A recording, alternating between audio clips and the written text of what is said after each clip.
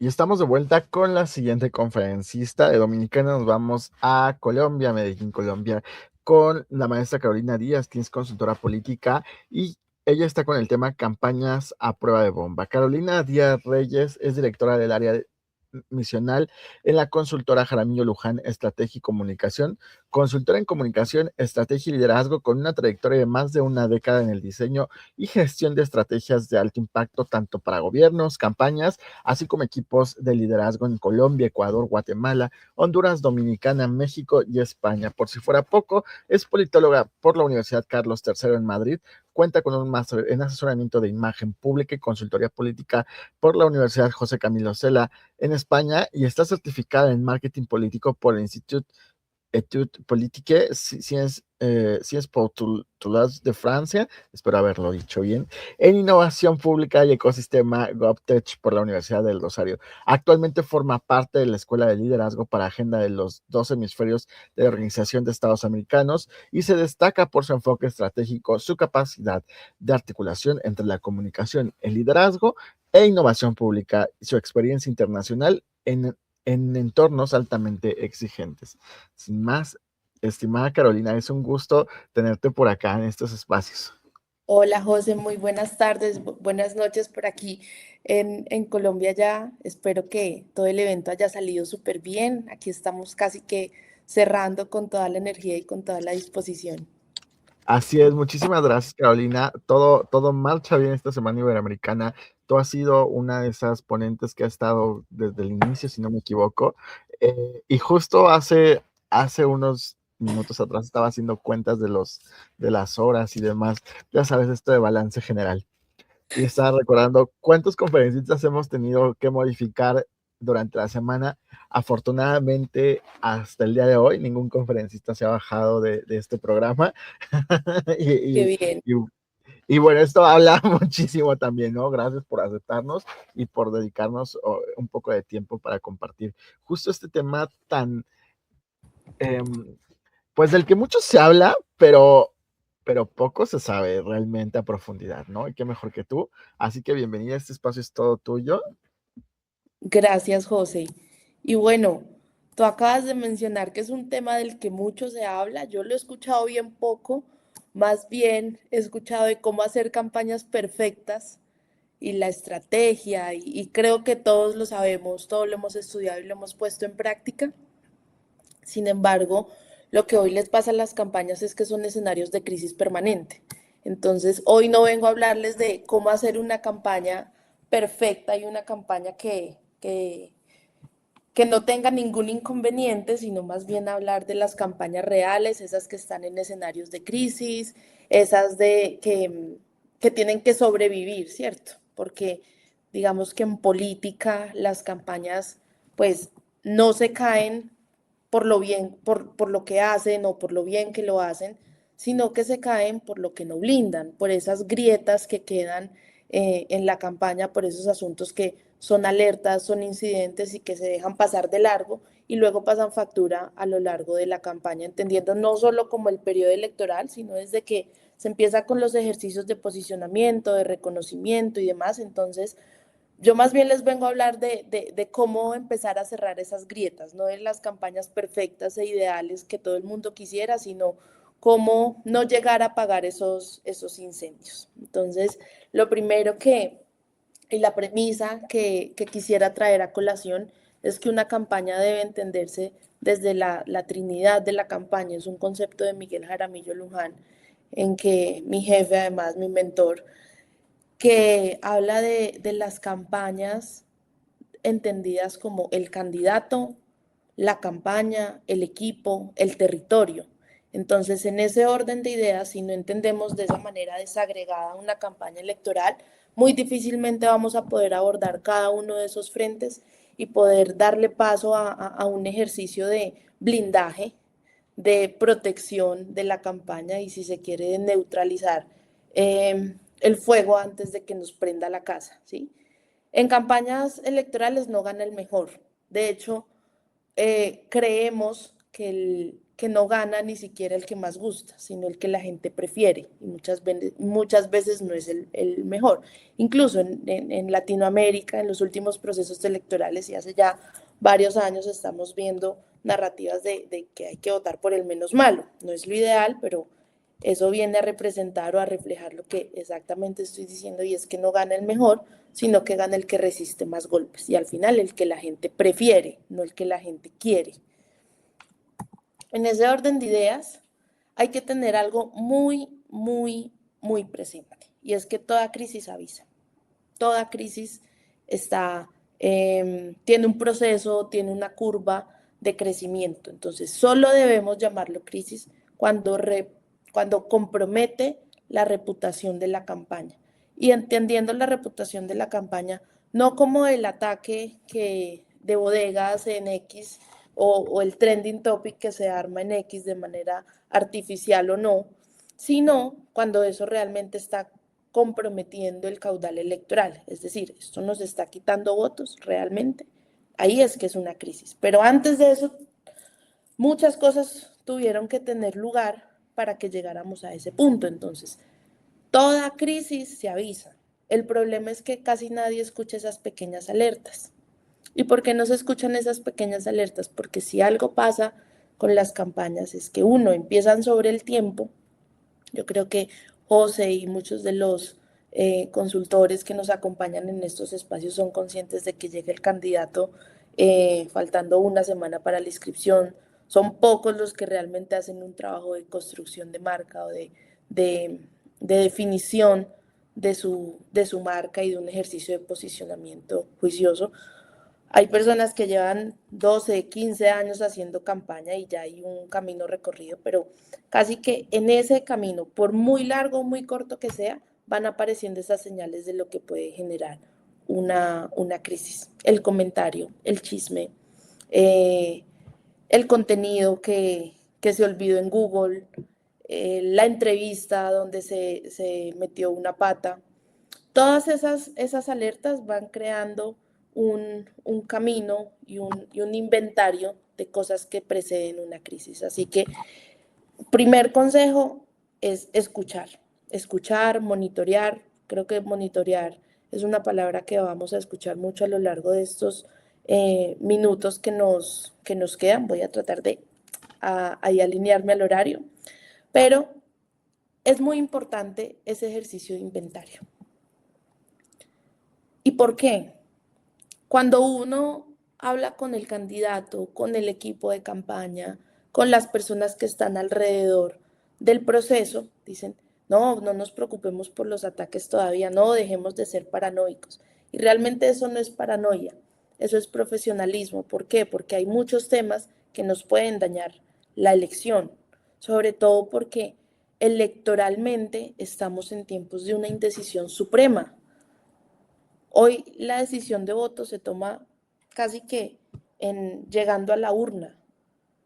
No es paranoia, sino tratar de anticipar todos los temas que se pueden convertir en una crisis durante la campaña, y sobre todo durante el momento en que el electorado se está conectando con la política. Nosotros que trabajamos en esto, que nos movemos todo el tiempo en círculos políticos, que estamos muy atentos a lo que pasa con las noticias, con los candidatos, con los partidos, con los movimientos, con las jugadas, que estamos escuchando qué pasa en la calle también. Para nosotros esto es el día a día, pero para el ciudadano que está buscando cómo llegar a fin de mes, cómo moverse, cómo cuidar su familia, cómo llevar comida a casa, realmente ese tiempo de conexión con quien está en el radar para tomar una decisión de voto es muy corto. Y en ese momento esperamos que todos esos temas que nos pueden generar incendios, que nos pueden perjudicar los votos, no sean parte de la agenda, no sean parte de la conversación en ese momento. Entonces, no es paranoia, sino más bien profesionalismo y querer hacer las cosas mucho mejor. Es decir, no tener una campaña perfecta, pero sí tener una campaña que sobreviva y que llegue viva al día de elecciones. Entonces, vamos a dividir estos blindajes en 4 frentes.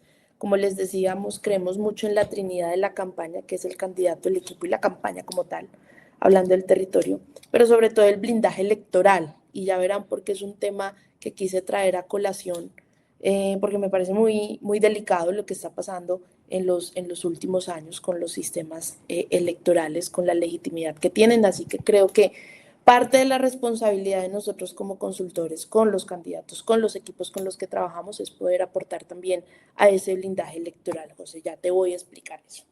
Si hablamos del candidato, el candidato es el principal activo de una campaña, es el perfume caro, es el activo más valioso que puede tener un proceso. Y en ese orden de ideas también es el principal riesgo. Por eso tenemos que tener unas acciones muy claras antes, durante y después del proceso electoral que nos permitan tener éxito en ese blindaje. Entonces, antes, lo que no se planea, lo que no se verifica, lo que no se hace un inventario de ello, nos explota en la cara en las campañas. Entonces, es muy importante que antes del proceso electoral, antes de ese momentum en que el electorado se conecta con la elección, con quién va a votar, con cuáles son las opciones que tienen en el radar, con quién suena más, es importante tener esos riesgos identificados del candidato y de su entorno. Es necesario poder conocer y simular además la probabilidad de ese ataque. ¿Y cuál sería el impacto reputacional? Con esos tres frentes que abordemos antes del proceso electoral, nosotros vamos a tener un muy buen camino recorrido y además un muy buen colchón reputacional. ¿Por qué? Porque si mi candidato no tiene las mejores relaciones familiares, pues mi estrategia y mi discurso no se va a centrar en la familia, evidentemente, porque va a ser un riesgo para mi campaña. Entonces, esos riesgos que se identifican, la probabilidad de que esos ataques salten, perfecto. ¿Y cuál va a ser el impacto que me va a generar? Si mi público es conservador, de centro derecha, de un partido que valora la familia, de un territorio que no permite o castiga socialmente temas de irrespeto a la familia, digámoslo de esta manera, pues casi que mi estrategia no va a estar planteada a eso, pero sobre todo yo voy a saber qué responder, qué hace parte y qué no hace parte de la estrategia, cuáles serían esas líneas rojas.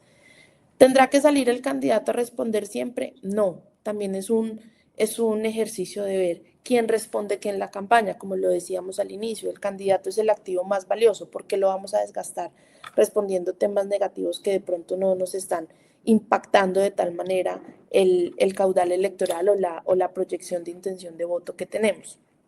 Durante, es decir, cuando estamos en la campaña y nos salta un incidente o una crisis. Aquí es muy importante que previo a ese inventario y ese trazado de una ruta crítica, de un actuar muy, muy planeado de qué pasa si nos sale este ataque, cómo vamos a responder y quién lo va a decir, lo tenemos durante la campaña. Si esto no sucede, va a ser muy importante tener la disciplina.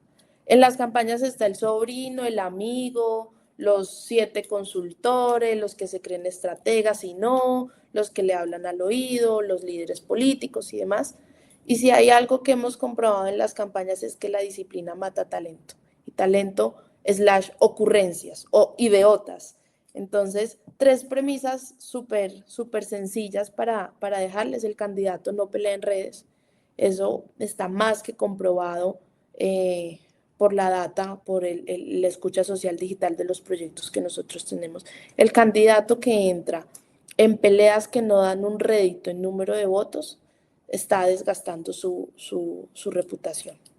No se responde en caliente. Por eso, si tenemos ese inventario de riesgos de la campaña, ya sabríamos cómo actuar y cuando nos llegue ya sabemos qué hacer. Pero nada debe salir de una respuesta hecha desde el hígado, sobre todo en una campaña. Tiene que salir desde una respuesta racional. Ojo, que racional no implica que sea una respuesta fría, sino que debe ser altamente emocional para persuadir al electorado, al público al que queramos persuadir. Que sea pensada desde lo racional, pero que mueva una emoción. ¿Por qué? Porque una crisis, para que se convierta en crisis, y ustedes lo verán en cualquier ejemplo que ustedes deseen, viene motivada por una emoción. ¿Eso qué les genera? Esa crisis que les genera rabia, miedo, indignación. Y por eso es que se mueven los votos, porque el voto en últimas es racional. Y sobre todo, que cada uno de esos temas tenga un guión de respuesta. Si va al menos prefabricado. Porque si vamos a esperar que esto nos reviente en la cara, ya sabemos qué hacer, ya sabemos quién va a salir, pero no se tiene un guión prefabricado, estamos perdiendo tiempo. Y ustedes saben que el tiempo es uno de los activos más valiosos que tenemos en una campaña electoral. Entonces, no basta solo con anticiparnos y planear muy bien, con hacer un buen performance ante una crisis en la campaña, sino que tenemos que cerrar el tema. La reputación no termina, la reputación no termina el día de la elección. Si ganas, tienes un gobierno por delante. Si pierdes, tienes otros escenarios en los que te vas a mover, públicos o privados. Y ahí cualquier tema reputacional va a pesar. Entonces, es muy importante poder hacer frente a esos temas, como les decía al inicio, si estamos hablando del candidato sobre todo, que es lo más visible de una campaña, pero no el único frente como lo vamos a ver.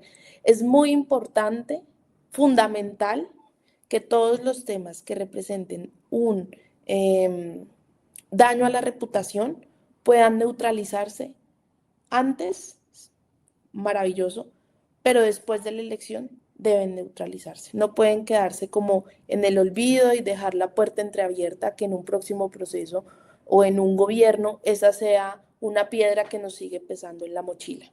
Eso no debería suceder. Entonces, ese sería como el blindaje del candidato.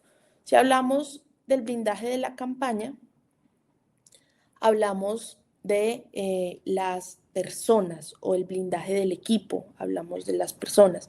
Y quise iniciar con esta frase porque lo que debe cuidar la campaña con el equipo es la lealtad, incluso por encima a veces del talento. Personas leales que se tengan en la campaña es lo que nos va a permitir protegerla.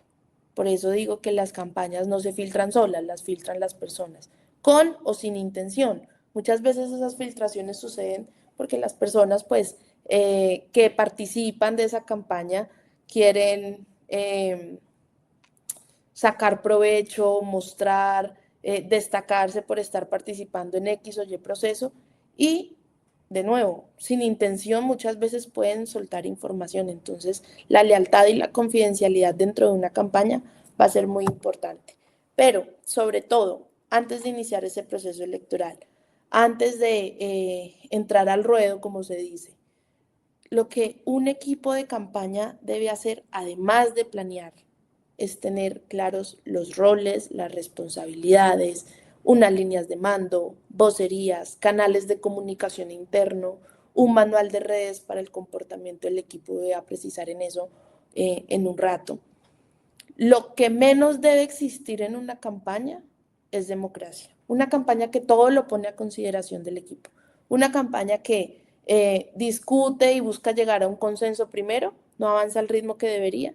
Y segundo, filtra más información de la que se debería. Lo que debe existir al interior de una campaña, que va a sonar fuerte, es una dictadura y una jerarquización vertical completamente. Debe haber una línea de mando súper clara. Democracia para afuera, absoluta, pero para adentro no. De puertas hacia adentro, tiene que haber una línea de mando muy clara y muy estricta. Las decisiones las toma una persona o un grupo muy cerrado. Las decisiones se toman en entornos privados, no en el café de la esquina, no en la panadería, no saliendo de la reunión, no antes de iniciar una toma, un caseo, una caravana, no. Debe haber un espacio físico especial para planear o para tomar decisiones, buenas o malas, tengan que ver con crisis o no. ¿Por qué? Porque siempre las paredes tienen oídos. Los canales, pues es básico, pero créanme que es fundamental brindar los canales. Una decisión por WhatsApp, pues no se toma. Tiene que ser por llamada, ojalá presencialmente. Cuiden las reuniones virtuales porque alguien más puede estar grabando, escuchando. A veces las personas pues no tienen precaución y se hablan en aeropuertos, se hablan en cafés, se hablan en restaurantes, se hablan en ascensores y no sabemos quién nos está escuchando. Vocerías autorizadas, y esto tiene que ver mucho con el siguiente punto que les voy a mencionar. cada persona del equipo, así no sea un vocero, está representando a la campaña. Entonces tenemos que tener muy definido quiénes son los que hablan en nombre de la campaña, en representación de la campaña, pero no debemos olvidar que todas las personas que participan en la campaña son vistas como parte de y están actuando en nombre del candidato. Nosotros hemos tenido casos en que una persona del equipo de confianza que estaba en un círculo de, de confianza del candidato y del equipo, haciendo uso de sus propias redes sociales, casi nos lleva a una crisis en la campaña. ¿Por qué? Porque lo que esta persona publicaba en sus redes y en sus canales digitales tenía un relato totalmente contrario a lo que estábamos mostrando con el candidato. El candidato, lo más carismático, lo más humilde, casi que se había comido en el suelo, él la recogía y se la comía. Y una persona del equipo diciendo que fue a un recorrido con el candidato, se tomó un jugo y el jugo olía feo y se tuvo que tapar la nariz para taparse el jugo. Lo hizo y lo publicó en sus redes sociales para sus mejores amigos y ese video resultó en una página pública del municipio. Entonces, fíjense que aunque las personas tengan su privacidad, que publiquen en sus canales y para sus mejores amigos y con todos los filtros que esa persona se puede imaginar, las personas filtran las campañas. Puede que sea un amigo que le pareció chistoso hacer una captura del story de Instagram y publicarlo o compartirlo con el resto del equipo. Pudo haber pasado. De nuevo, con o sin intención, son las personas las que filtran las campañas. Y por eso, antes de que esto nos explote en la cara, debemos tener unas claridades dentro del equipo que son fundamentales hacerlas cumplir a rajatabla. Durante, es decir, cuando hay crisis, ojalá menos voces que nos permitan más control, ¿sí? ¿Qué quiero decir con esto? Que cuando hay una crisis, no todo el mundo puede ser partícipe de la solución. ¿Por qué? Primero, porque ya debería existir un protocolo que nos diga cuál es la ruta de acción. Segundo, porque otra vez, si llevamos al consenso, a la discusión, al todos opinan, no vamos a llegar a nada, vamos a perder tiempo y vamos a perder la oportunidad de salir y neutralizar o de capitalizar la crisis, que puede ser la otra opción. Y después, el desorden interno también hace titulares. Quienes nos ven desde Colombia podrán relacionar esta imagen a un episodio de hace pocos días en la contienda presidencial en Colombia. Esos disensos que los puede haber en cualquier proyecto, llámese campaña, llámese partido, esas rupturas que son perfectamente válidas y son pan del día en los procesos electorales. Como dicen las mamás, la ropa sucia se lava en casa, pero llevar a los medios, llevar a las redes, ese desorden, esas diferencias internas, pues lo que hace es un titular que muchas veces no sale bien para la persona que está implicada. ¿Y eso quién lo hace o quién lo genera? Pues esas mismas rupturas entre el equipo. Entonces es fundamental, como les decía al inicio de este eje de blindaje del equipo, una línea de mando. Y sobre todo, lealtad, incluso por encima del talento. ¿Por qué? Porque una persona que es leal a este proceso puede hacer las cosas mal, técnicamente, que podrán corregirse. Se contrata un proveedor, se contrata un tercero, se contrata un equipo paralelo. Pero si esas personas no son leales, este tipo de cosas pueden aflorar en una campaña y casi que es peor que un ataque de un adversario. Es peor que el ataque de un adversario. Ahora, las campañas también tienen reputación. ¿A qué me refiero con la campaña? Entonces, hablamos del candidato, que es el principal activo de la campaña, por quien votan, ¿sí? Aparece el nombre en el tarjetón o el número si es una campaña colegiada.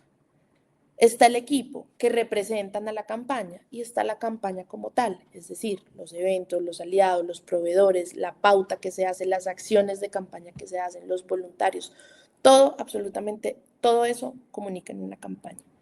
Ustedes ven que, por ejemplo, en Colombia había una veda de encuestas hasta hace poco. Habían unas cuentas de electoral, de observatorios de escucha social digital, y decían, Los que más invierten dinero son los que más están quedados, los candidatos que más están quedados. Entonces, el cómo invierto la pauta y cómo dejo la trazabilidad en el ecosistema digital también está comunicando mi campaña. ¿Cuál es el despilfarro de dinero? ¿De dónde vienen los recursos? Se pregunta la gente.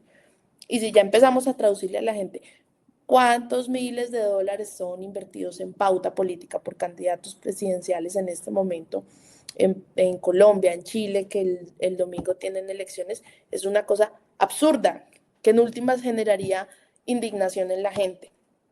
Los proveedores de la campaña. Muchas veces es más famoso el estratega que el candidato. Error. La campaña ahí también está comunicando y no necesariamente está brillando por ser una buena campaña, sino por los proveedores que se tienen. Los eventos. Una campaña de austeridad puede tener un evento súper suntuoso, idealmente que no. ¿Por qué? Porque está yendo en contravía al discurso de campaña. Los aliados. Una adhesión puede pesar más que 100 buenos discursos. Una mala alianza puede pesar más que 100 buenos discursos. Entonces, es clave que podamos saber con quién sí, con quién no desde el principio. Eso tiene que hacer parte de las líneas rojas de la estrategia de campaña. Los voluntarios. Ustedes habrán visto infinidad de campañas en que se mandan brigadas a volantear y entregan un flyer sin ánimo, o los dejan botados en la calle, o comen en la calle, tiran la basura, o sea, no se comportan como tal, y eso también está hablando de la campaña. En últimas, todo eso comunica, y la campaña como tal debe entenderse como un ser independiente casi que al equipo y al candidato. Por eso lo hemos separado de esta manera. ¿Qué debe estimarse para comunicar en una campaña? Todo aquello que sea defendible. Si no es defendible, no se publique. Si no es defendible, no se publique. De nuevo, una alianza puede ser representar varios votos para un proceso electoral, pero si esa alianza genera mala reputación, trátela debajo de la mesa si es muy necesaria para su campaña. Hay alianzas que no se comunican, hay acciones que no se comunican.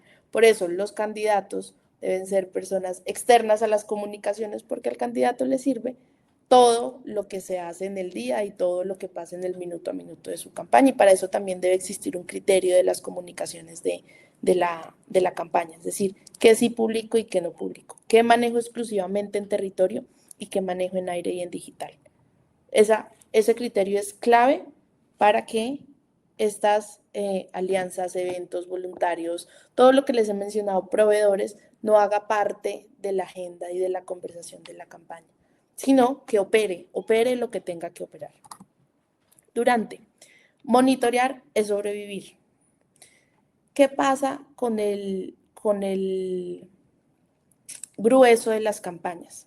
Hacen unas mediciones durante la campaña para ver cómo van, pero ese monitoreo diario en digital y en campo es fundamental. Si usted no se está enterando del rumor que hay en su territorio sobre usted o sobre los otros candidatos, usted no está en nada, usted no sabe lo que está pensando la gente. Y eso difícilmente se lo diga una encuesta que usted pueda hacer cada mes, cada 2 meses para ver cómo va el proceso electoral. Es el día a día. Incluso ahora hay funciones muy sofisticadas que utilizan lógica difusa para, en conversaciones no políticas, poder estimar el ánimo y la emocionalidad del electorado. Y eso es súper valioso que las campañas lo puedan tener hoy en día, porque cuando la gente no está hablando de política, está reflejando lo que está sintiendo y la necesidad que está teniendo en ese momento. Y ahí es preciso que pueda entrar un candidato a entenderlo, a leerlo muy bien y a plantearle soluciones a su metro cuadrado. Y después, cerrar bien también es estrategia. De nuevo, para una campaña tiene que cerrar muy bien el proceso. En diferentes países, procesos, después de la campaña es que salen los chicharrones. Los chicharrones son los problemas. Que las cuentas, que el dinero, que los ingresos, que las contrataciones, que la logística, que la sede, cómo la dejaron. Créanme que hay procesos electorales en que después del proceso, el arrendatario de la sede de campaña se la dejaron vuelta a nada y hace un escándalo, o no le pagaron el arriendo. de la sede de campaña. Entonces, hay que cerrar muy bien esos procesos electorales. Por eso el rol de nosotros como consultores no va hasta el día de las elecciones, sino que debe haber un cierre oportuno del proceso en todos sus frentes y una evaluación. Una crisis que no se mide y no se evalúa no nos sirvió para nada. ¿Cuál es la lección aprendida de eso? Si no se documenta, si no se analiza, si no se evalúa, probablemente se repita y el proyecto tienda a ser lo mismo o tienda a tener las mismas equivocaciones. Entonces recuerden que si se gana, viene un gobierno que hay que saber manejar, si se pierde, vendrán otros escenarios u otras contiendas que también nos traerán sus riesgos, porque hay infinidad de campañas que se repiten y los mismos ataques tienen lugar. Y el candidato, no, eso es un refrito, no, eso ya me lo dijeron en la campaña pasada, pero sigue teniendo efecto. Y si sigue teniendo efecto es que usted no lo manejó bien en la contienda anterior. Entonces hay que cerrar muy bien los procesos. Y sobre todo, hablando del blindaje electoral, que es el último tema que quería tocar. Si ustedes se dan cuenta, Honduras, Guatemala, Chile con algunos matices, incluso Colombia, que vamos a tener elecciones en 13 semanas. No hay proceso electoral actual que no se ponga en duda. Y no estoy hablando de la elección, sino del proceso como tal.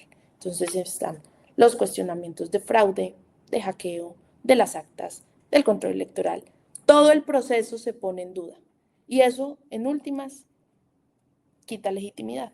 Porque si usted gana en medio de una estela de fraude o cuestionamientos al proceso, pues realmente no está ganando, no está ganando bien. Entonces, primero, hablarles de la reputación. Si tenemos reputación, podemos cultivar credibilidad. La credibilidad nos lleva a la movilización y la movilización nos lleva a los votos. Pero hablando vamos a pasar por aquí, del proceso electoral como tal, creo que es deber de las campañas, de los candidatos, poder blindar también ese proceso desde su narrativa. Un outsider, un opositor, no tiene, el único vehículo que tiene no es cuestionar el proceso electoral. Antes, al contrario, eso le va a restar en su estrategia, no en sus votos, quizás no, pero sí en su estrategia de posicionamiento y de credibilidad en el largo plazo. ¿Por qué? Porque si usted inicia dudando de todo el sistema y se mete en él y no cambia nada y además usted lo deslegitima antes de ganar incluso, pues no se está haciendo un buen trabajo, un buen aporte a la democracia. Y creo que como consultores también estamos llamados a trabajarle a ese tema. Cuestionar los procesos no, y las instituciones no debería ser un tema de campaña. Es más hablar de propuestas, de la emoción que le generamos al ciudadano, de cómo se soluciona el metro cuadrado, de cómo podemos aportar a la democracia. Vean los últimos estudios, de los últimos 3, 4 estudios del Latinobarómetro, cómo ha caído la confianza en la democracia como sistema político en nuestro continente. Entonces es muy importante también ponerle atención a esos temas. Ninguna victoria va a ser legítima en un escenario de desconfianza en las instituciones y creo que eso sí es una tarea que nos compete a todos. José, no me quiero extender más del próximo turno, solo cerrar con que una campaña a prueba de bombas no es la que nunca recibe ataques, sino la que nunca pierde el control cuando llegan. No sé si tienen preguntas. Ok, muchas gracias, Carolina. Justamente, fíjate que es en donde, sobre todo estos gobiernos ahora austeros, porque se autodenominan austeros, ¿no? Eh, y justo tú lo dices, ahorita en las diapositivas, y de pronto llegas al evento, al meeting, y ¡pum! Sacan la El cara. despilfarro. Sí, claro. ¿Qué recomendarías para este tipo de políticos? Hacer caso a sus equipos y si no tienen equipos, contratar. Pero sobre todo es la coherencia y la coherencia no se enseña en ninguna universidad, eso lo da la vida y lo da la trayectoria, pero yo creo que sí necesitamos líderes coherentes. ¿Cuál consideras tú, Carolina, que sea uno de los principales grandes problemas que ahorita van a enfrentar las campañas en Colombia? Bueno, en Colombia estamos en un ambiente de polarización extrema. Mediciones propias que tenemos de las conversaciones digitales a nivel nacional nos marcan un 1% de conversaciones de centro y un Ok. 44% de indecisos. Entonces, como ves, la polarización es dominante no solo en Colombia, sino en el resto de países del continente y, por qué no decirlo, del mundo. ¿Por qué? Por corrientes populistas, tanto de izquierda como de derecha. Esto no tiene matiz o no tiene color político. Pero definitivamente lo que va a pesar en estas elecciones en Colombia es un sentimiento de, de que la gente se siente defraudada.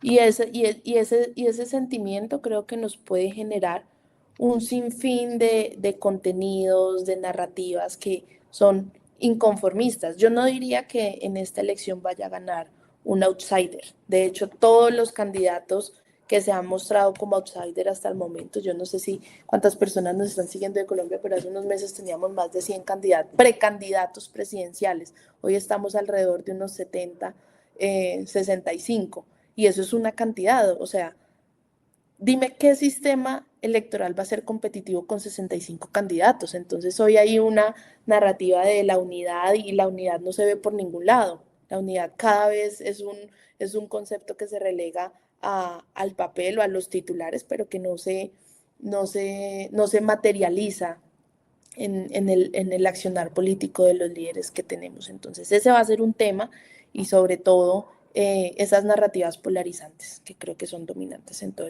el continente. Mira nada más lo que está pasando en Chile. El domingo tenemos elecciones y la cantidad de contenidos, de fake news y además ya de improperios de lado y lado. Es impresionante, es impresionante, y eso al final termina minando la democracia y nuestras instituciones. O sea, después de eso, ¿qué queda? Si tienes que tener o tienes que lidiar con una gobernabilidad ya diezmada de entrada, ¿qué te Sí. queda para el gobierno? Es que estos procesos electorales realmente están siendo muy cortoplacistas. Estamos pensando en una campaña de 3 meses, cuando tenemos 4 años de gobierno, 8 en los que se permite reelección, 5 en México, en Panamá. Entonces, pues es absurdo de cómo nos estamos pensando en las campañas sin un potencial gobierno.